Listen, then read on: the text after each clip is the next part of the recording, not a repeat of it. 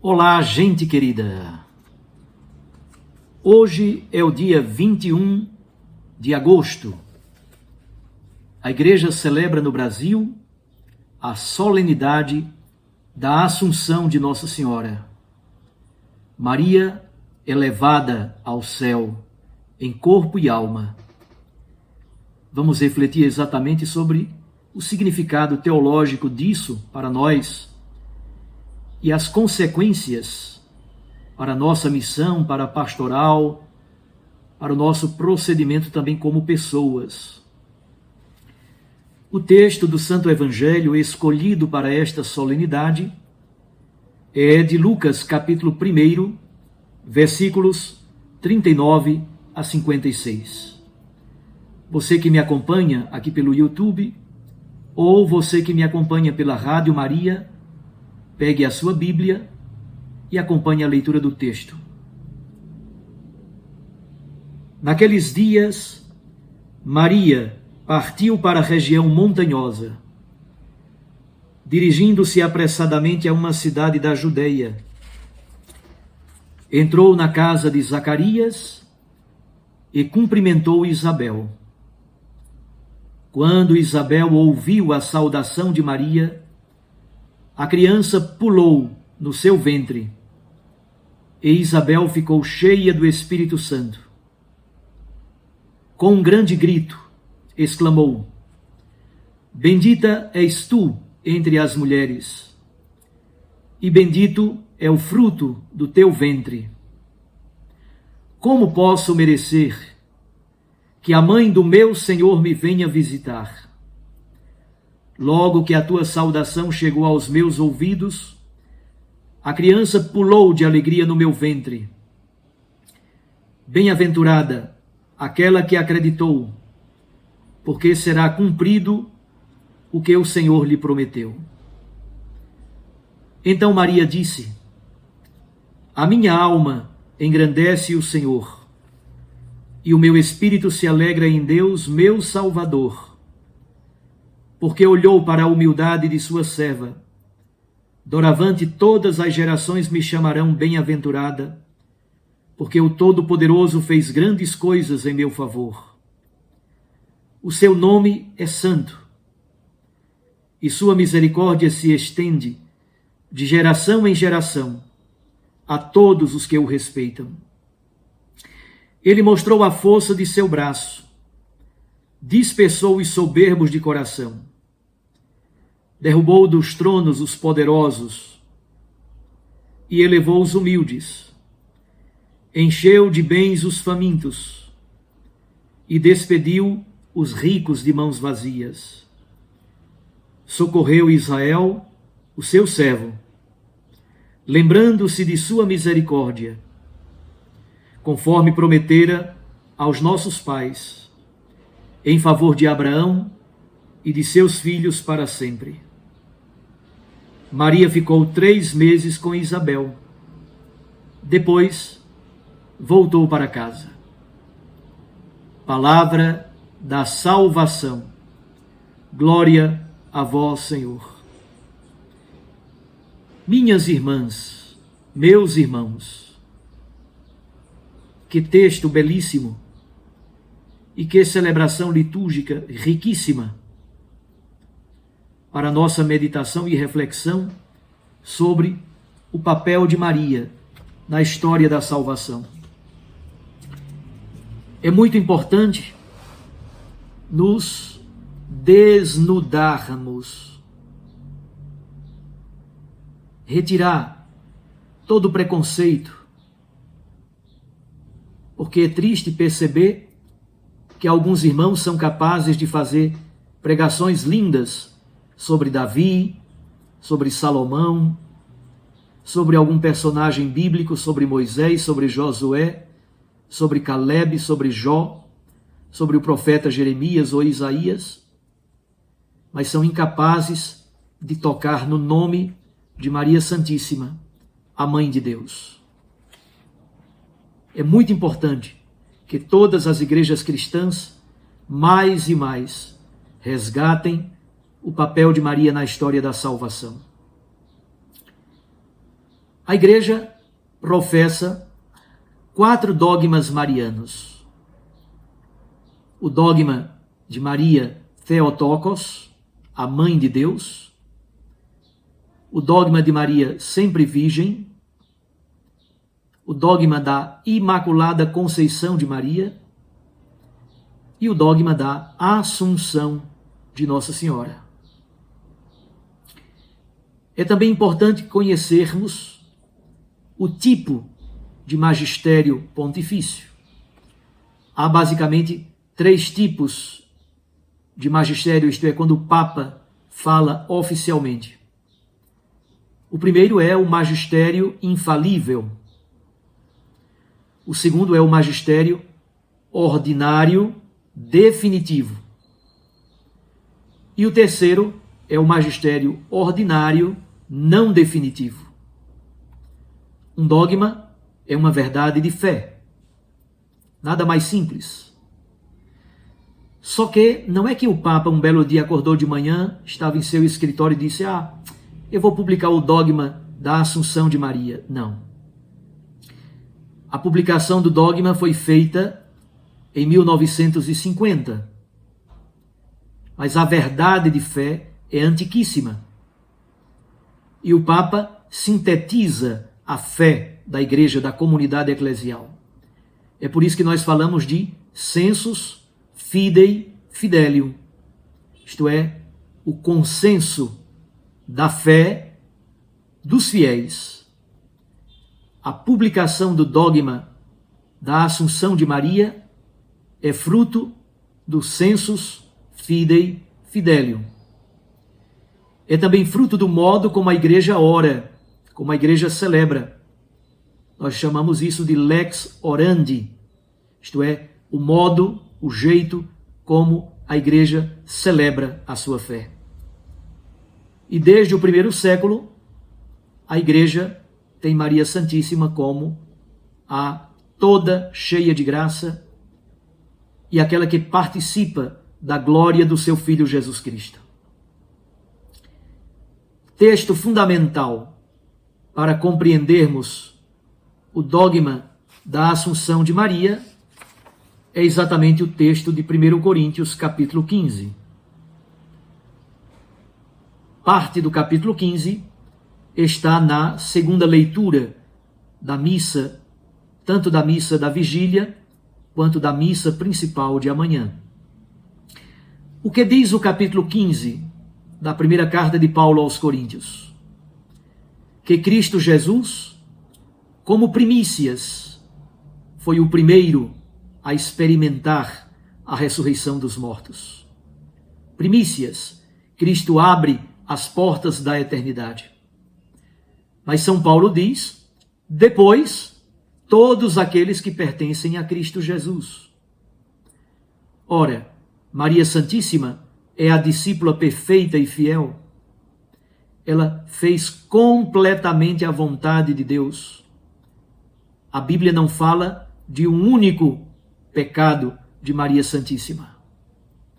Mas ao contrário, a Bíblia diz que ela é a toda cheia de graça, a que charitomene. A Bíblia diz que Maria é a bendita entre as mulheres. A Bíblia diz que Maria é a toda bem-aventurada. A Bíblia diz que Maria estava aos pés da cruz, que ela é bem-aventurada porque acreditou.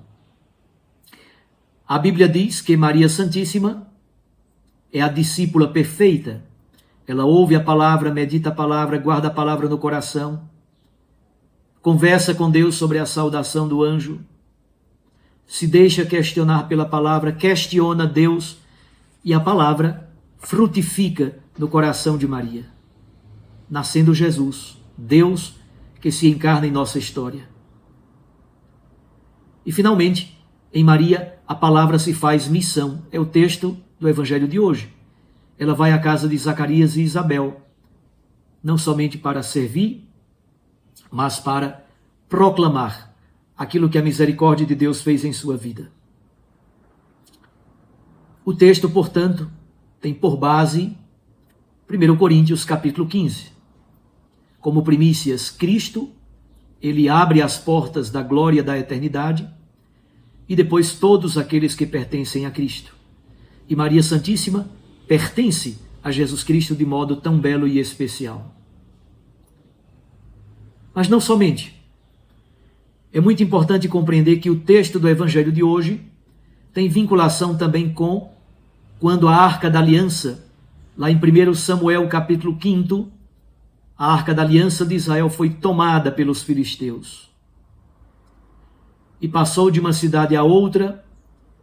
Finalmente, a arca chegou a Acaron, e dali os filisteus vieram devolver a Arca da Aliança à cidade de Cariat Yarim, a primeira cidade das montanhas da Judeia. Isso está em 1 Samuel capítulo 6.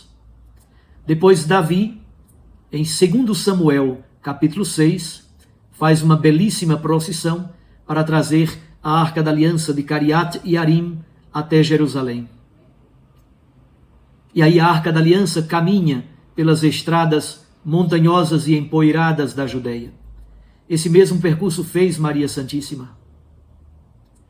Maria Santíssima é a Arca da Aliança, porque no seu seio virginal brota a semente maravilhosa do Filho eterno do Pai, que se encarna em nossa história. Maria vem de Nazaré, a cidade do escondimento, a cidade do silêncio, a cidade da vida oculta.